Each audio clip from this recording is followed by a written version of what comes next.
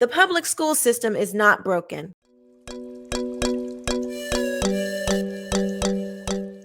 What's up, everybody? I'm Quisha King. Welcome back to my channel. And today we're talking about the American public school system, how it was created, who's behind the mischief, and what you can do about it. We'll get into this, to all of this in just a few, but first be sure to like and subscribe to the channel so you do not miss an episode where we talk about this decrepit public school system, and make sure you turn on the notification bells so you do not miss another episode. Let's get into the information. Pretty much everything that you know about the public school system is wrong. In fact, there is nothing wrong with the public school system. It is functioning and working exactly how it was created to function. How are you going to fix something that ain't broke? The public school systems are functioning exactly how they are meant to function.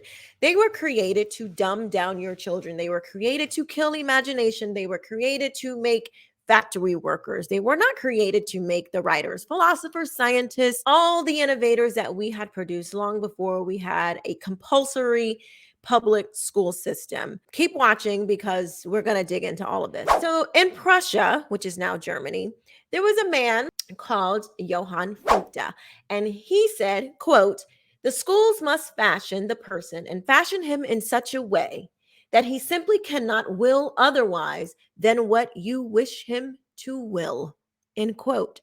So in other words, Johann Fichte did not want people to think for themselves. The Prussian school system came to be because Prussia had lost a war and they were trying to figure out exactly how they could do better in keeping their nation.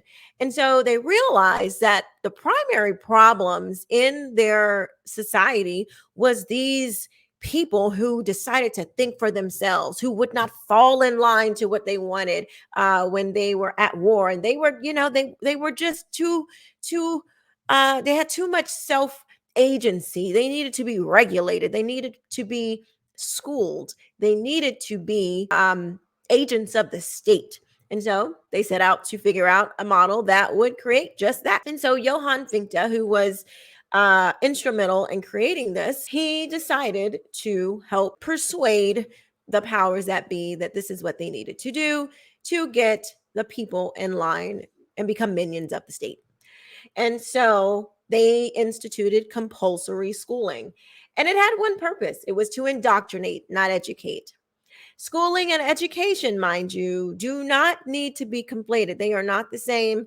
School is not meant to educate your child. Let me repeat: school is not meant to educate your child. It is meant to indoctrinate your child. It is meant to make them think what the state would have them to think. That is why we see this mass influx of all of these people who simply cannot think for themselves, who simply go along with whatever comes down from the White House or whatever comes down through the press. It doesn't matter how stupid it is. It does not matter how idiotic it is, how much it does not make sense.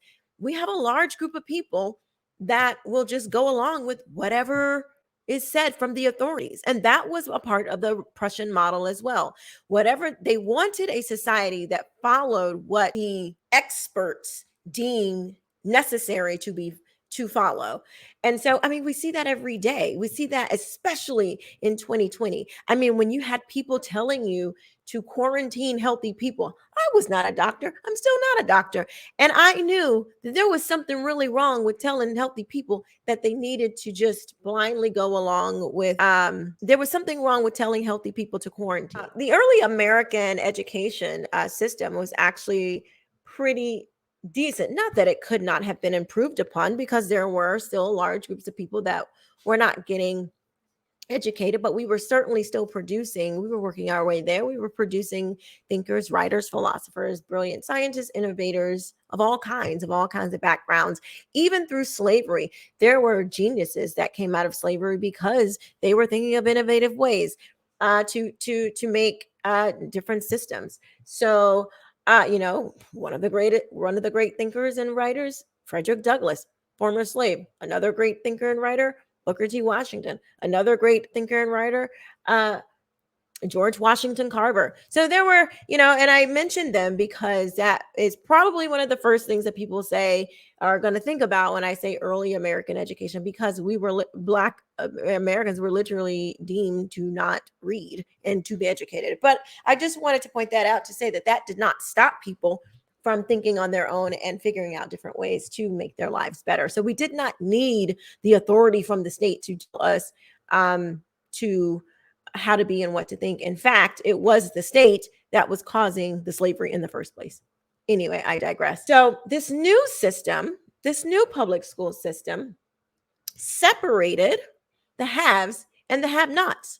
So this new system that was modeled after Prussia, this new American public school system, wanted to create a way to determine who was going to be successful in this new system and who was not.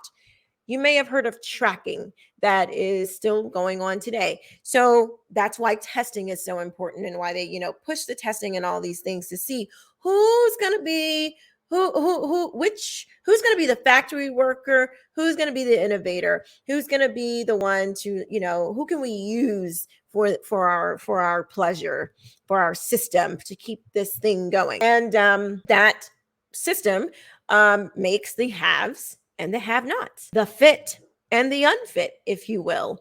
And in public school, American public school, we see a lot of Darwinism. You see, we're taught, it's right in the books that Darwin's theory of evolution, that we came from slime and monkeys and whatever, and that there was a system of survival of the fittest.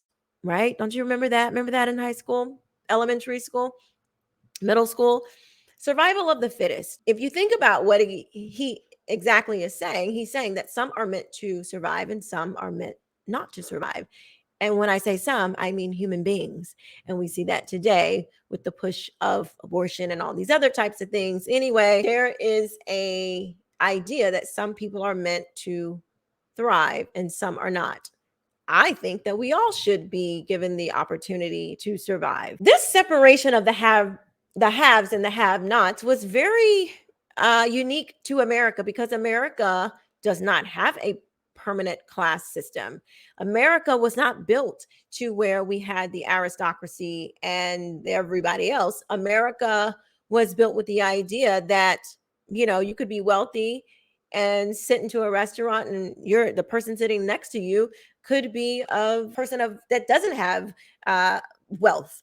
And so in America, you can be born rich and die poor, or be born poor and die rich. So we don't have these permanent classes. We wanted a system that could create the opportunity for all to thrive, to reach what they deemed for themselves to be good.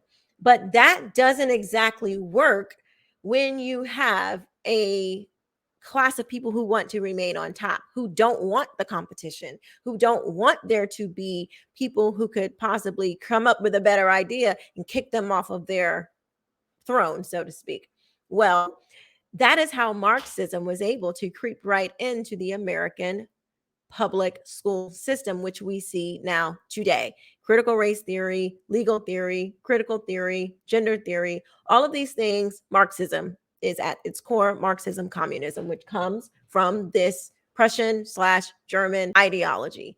So when you have a system that has the haves and the have-nots, and that is being forced into the minds of young people, well, what do you know? You're going to produce a proletariat and bourgeoisie system, just like Marxism. Same thing. You can map it, lay it out right on top of each other. Same thing. This is very important, and I want you to listen closely. Marxism was able to come into the American system, the American idea, the American experiment, because public school separated people into the haves and the have-nots. Just think about it. When you do good in school, you're praised. If you can follow their system, you're praised and you're pushed forward. If you deviate from their system, you're looked down upon and you are, looked as though, you're a bad student because you're not following in their strict rules of standing in lines and moving when the bell rings and being able to be shaped and formed and molded into their little minion for the state.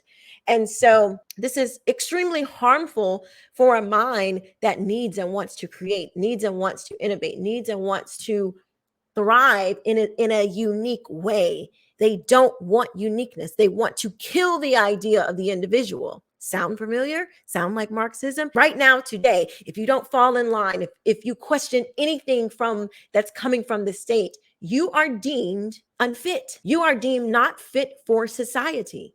We see this everywhere.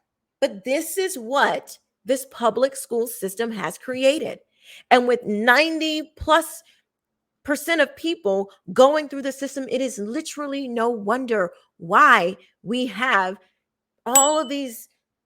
We have a society that does not know how to think, and it just follows whatever the state says.